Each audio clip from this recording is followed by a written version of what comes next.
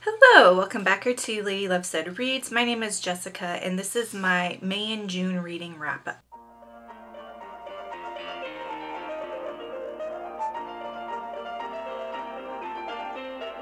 Hello, I'm pre-recording this and you're probably going to see it in every video moving forward because I always forget to say it in the moment when I'm filming.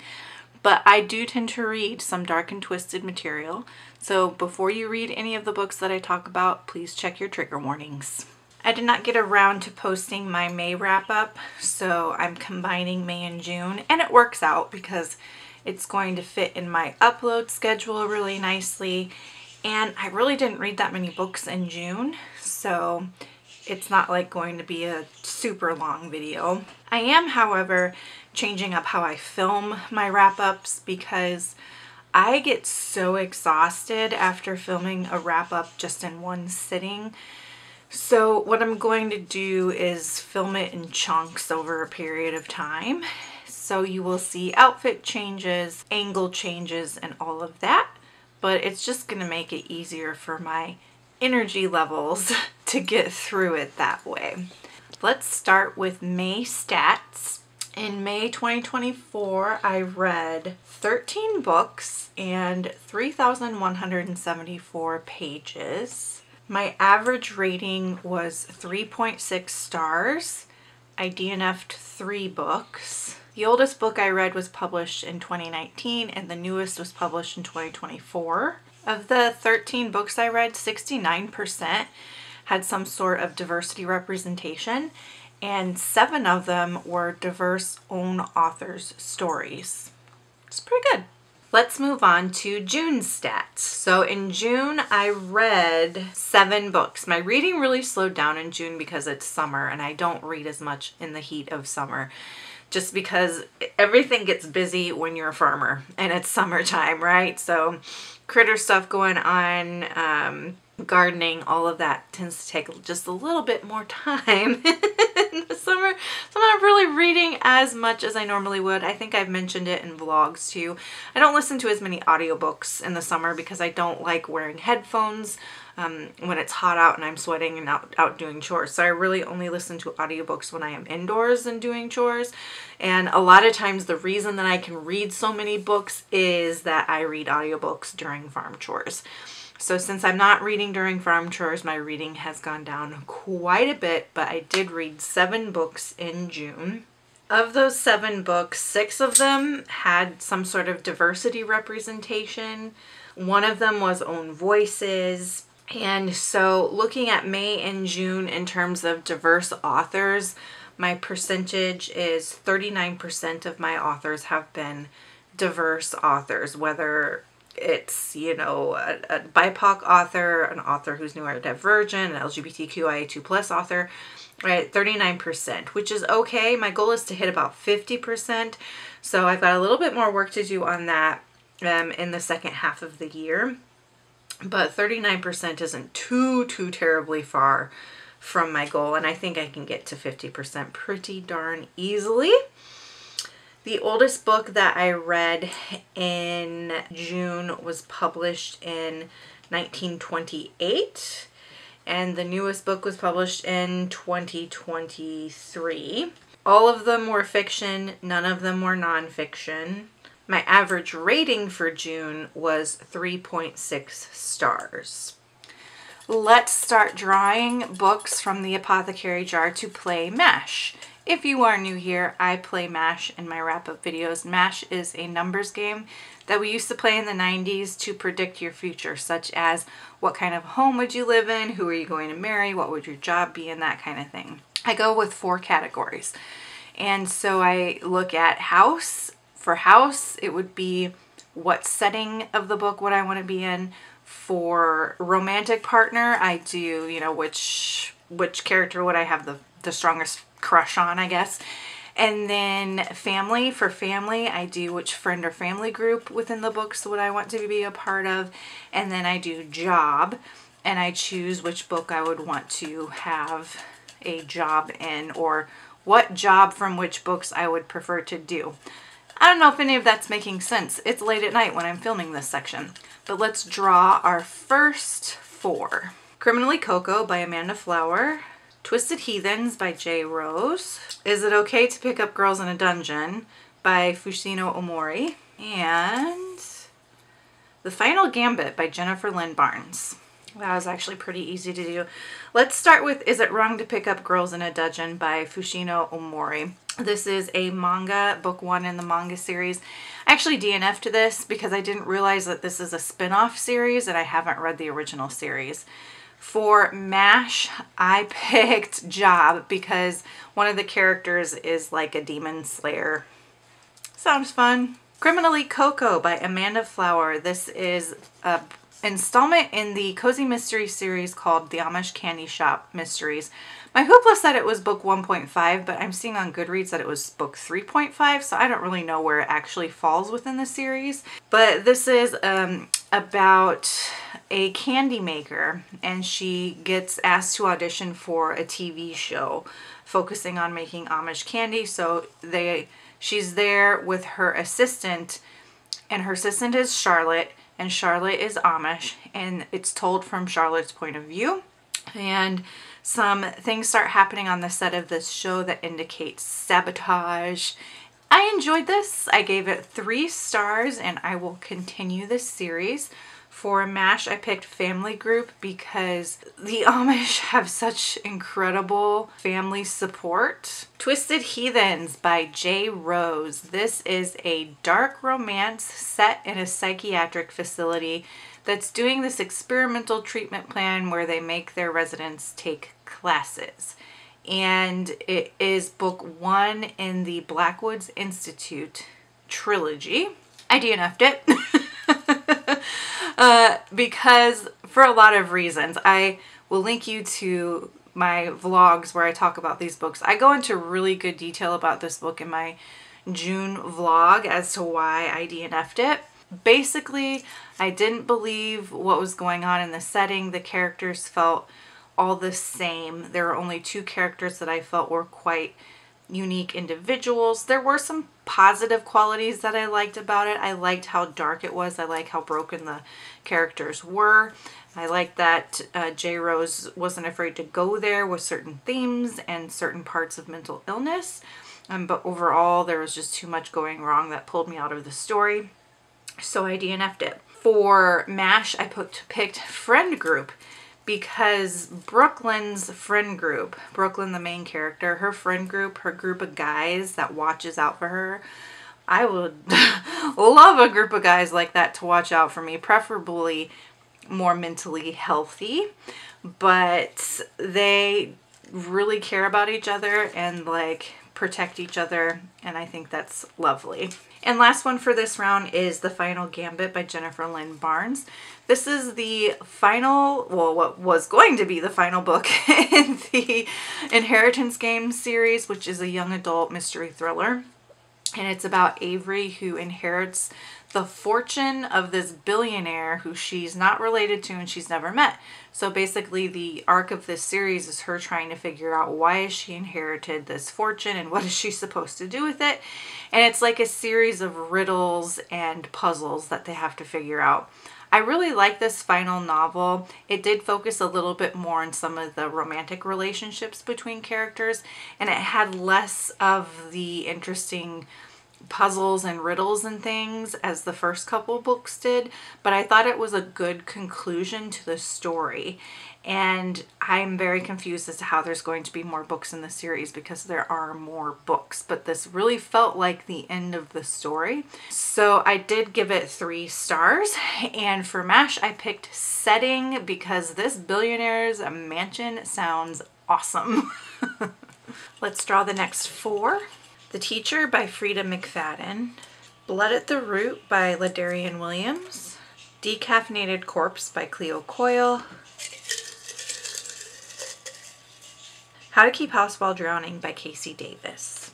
Let's start with How to Keep House While Drowning by Casey Davis. This is a gentle approach to cleaning and organizing. This is a very short little book written specifically for people who are neurodivergent, and it's written in little bite-sized chunks, and it talks about different strategies for keeping your house clean when you struggle with any kind of neurodivergence or chronic health condition, or just in general struggle to keep your house clean. Being someone who is chronically ill, has chronic pain, and neurodivergent, housekeeping is not a strength of mine. I've gotten so much better about it in the past year though, but I read this and I bought this a couple years ago when I was like at rock bottom with housekeeping, and this was helpful for me. There were a couple specific strategies that I liked. One of the things that is a major idea throughout the work is detaching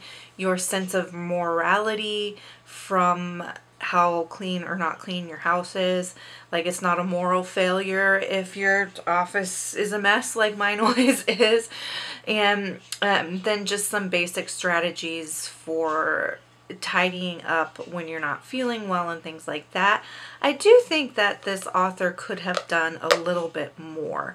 Like, there were some parts in here where they wrote, I don't have any ideas for this, like literally, especially like the car. So she writes a section on, you know, keeping your car clean, and she was like, I don't know how to keep your car clean. And I think she was trying to be relatable there, but it, you know, wasn't helpful for us to read that. And I think that they could have gone a little bit more into detail about why it is difficult to keep house when you are neurodivergent. Because for me, sometimes knowing what the root of the problem is helps me fix the problem. And I think more information on that is warranted. But I do think it's a helpful book, and I see it recommended a lot in a lot of different situations. So I think it helps a lot of people. I gave it, I think, either 3.5 or 4 stars.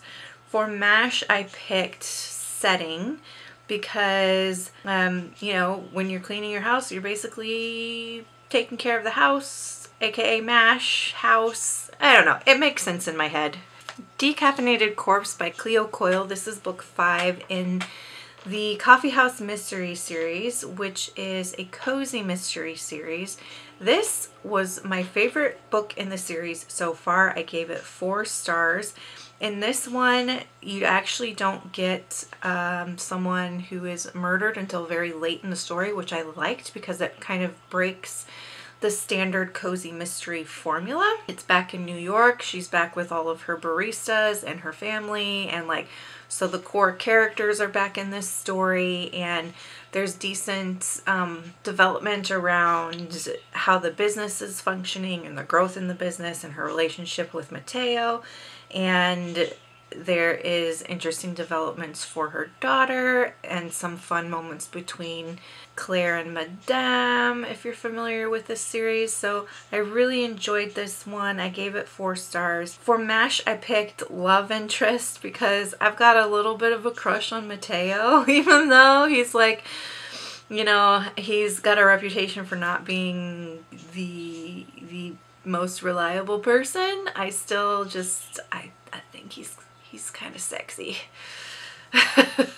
Blood at the Root by Ladarian Williams. This is young adult fantasy, and it's about a young boy who discovers he has magic, and he gets whisked away to a magical school. It is a lot like Amari and the Night Brothers by B.B. Alston, only the target audience for this book is young teenage black boys, which I think is great. There was nothing particularly wrong with this story. I'm just not the right audience for it, I don't think, and it felt very been there, done that. Like, I've read this story many times before, but I do think that it's fantastic for its audience. Like, I think teenage boys are going to eat this story up. And so I'm very glad that it exists. And I believe I gave it 4 stars. For MASH, I picked Friend Group because the main character develops such a solid group of friends in this story when he ends up at this magical school. And even before he's at the school, he's got friends that would do anything for him and vice versa. And I think that's really beautiful. And then last for this round is The Teacher by Frida McFadden. This is an adult thriller. It's about this teenager who got into some trouble with one of her teachers in a previous year. There's like rumors that there was like an illicit affair, even though there really wasn't. And it rotates point of view between her and then this married couple, and it's the couple's wife whose point of view we get. And the married couple, both of them are teachers at this girl's school, and she is in class with both of them. So the wife is the math teacher, the husband is the English teacher, and she's in class with both of them. So the wife has concerns that she's going to end up getting her husband in trouble. And this book honestly goes off the rails. It's extremely tropey. As I was reading it, I found myself like laughing out loud at some of it because it just was so goofy. It was so goofy, and I don't know if Frida McFadden meant for it to be funny, but I thought it was hilarious. Like, I thought this book was so funny, and it wasn't anything that like made me think too hard about life. It was definitely just like sheer entertainment. And it was one of those moments where I was like, this is so bad, it's fun. You know, like, it's so bad, it's cracking me up, and it's a great time.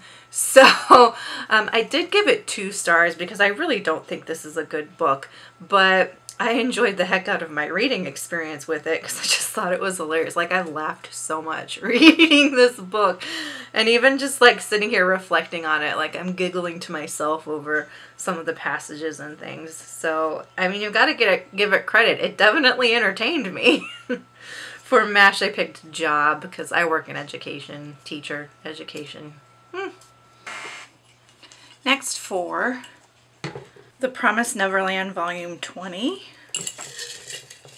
Love Blossoms at Puddleduck Farm by Della Galton. Emma by Kairu Mori. The Last Word by Taylor Adams. Emma by Kairu Mori. This is not a graphic novel. This is a manga. It is the first volume in the series called Emma, and I have a separate vlog coming out about these manga that I read. So I will just tell you that I gave this 3 stars. For MASH, I picked Love Interest because the main love interest in this story is pretty wholesome and sweet. The Last Word by Taylor Adams. This is an adult slasher, and it's set on an island in the Pacific Northwest. The main character is house sitting for someone, and across the street from her lives this author, and they communicate using like binoculars and boards with writing on them. The woman who's the main character, she feels like someone is stalking her at this house, like someone's watching the house. And then she spends a lot of her time reading, and she reads this really terrible slasher called Murder Mountain, and she gives the book a terrible review. And the author of the book comes after her online saying, you know, you need to take down this review, you're ruining my career, you don't know what you're talking about, and all of that. And so she's not sure if this presence she senses around the house is the author or someone else.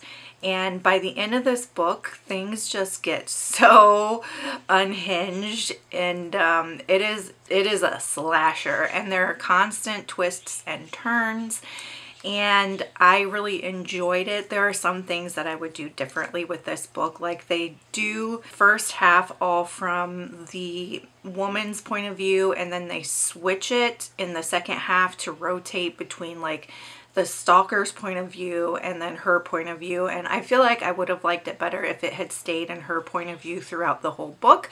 But I understand, like, from a writing stance, why they chose to do what they did. It's just my personal preference. So I gave it 4 stars.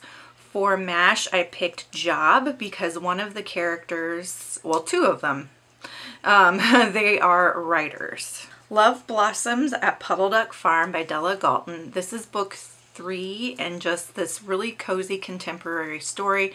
It's a series set on this farm called Puddleduck Farm. The main character is a veterinarian, and it just kind of follows her day-to-day life in New Forest, which is this town that she lives in, you know, with her family, with her farm, with her animals, with her love interests, with her friends. It really is just like a slice of life, easygoing, low to no stakes series, and I like to read these to help regulate my nervous system because they're very soothing and they make me feel safe and stress-free. I really enjoyed this installment. I gave it 3 stars, and I'll continue on to the last book in the series. For MASH, I picked Setting because the setting of these is so like cozy and happy and soothing and nothing bad. I should say nothing unmanageably bad happens in them. And The Promised Neverland, Volume 20 by Caillou Shirai and Posuka Demizu. This is the last volume of the Promised Neverland series. I gave it 5 stars. I thought it was a beautiful wrap up to the story. The way things worked out, I didn't feel like there were any loose ends or questions. Everything felt concluded and beautiful. I absolutely loved it. I gave it 5 stars.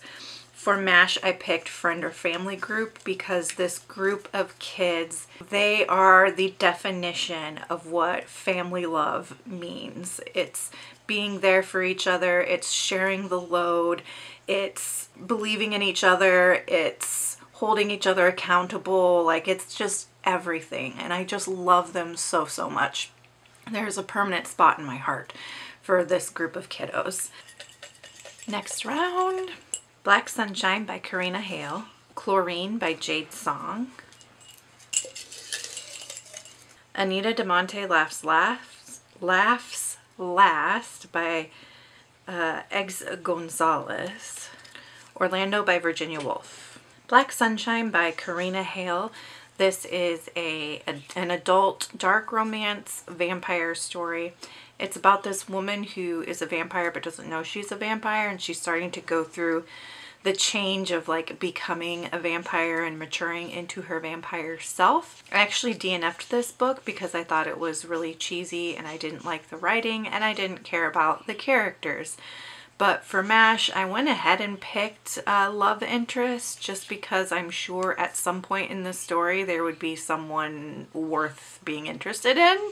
I don't know for sure because I DNF'd it at like 25% of the way in. Chlorine by Jade Song. This is an adult literary horror, and it is kind of in the category of unhinged women subgenre of literary fiction or horror.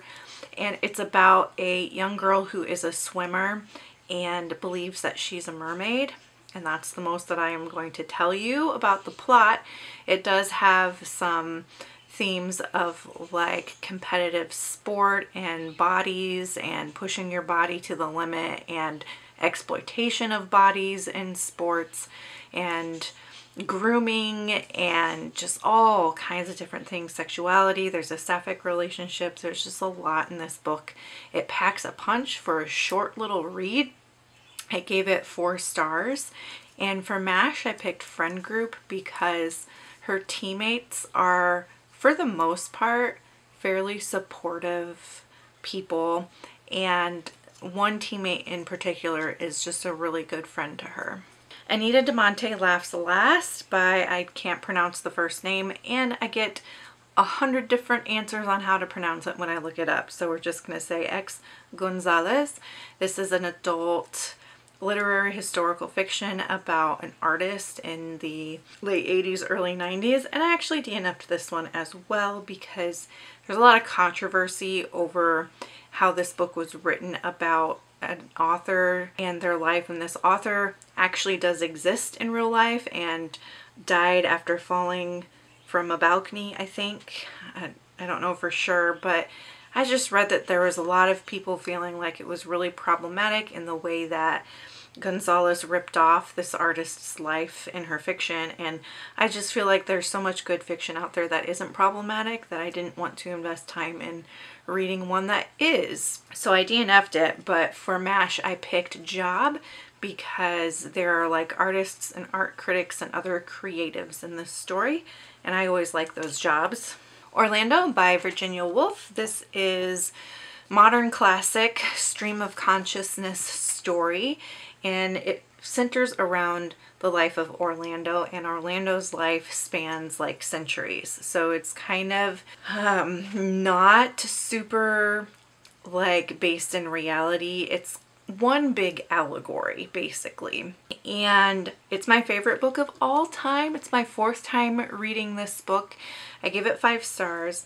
I did pick up some problematic things with this reread that I hadn't noticed before, but it still remains my favorite book. That being said, I do think that there's a book out there that I will read in my lifetime that will top it. And I did buddy read this with my friend Chelsea at Read Chelsea Read and Destiny.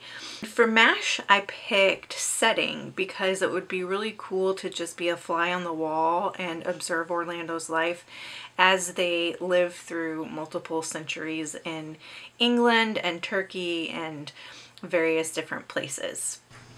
This is the last round.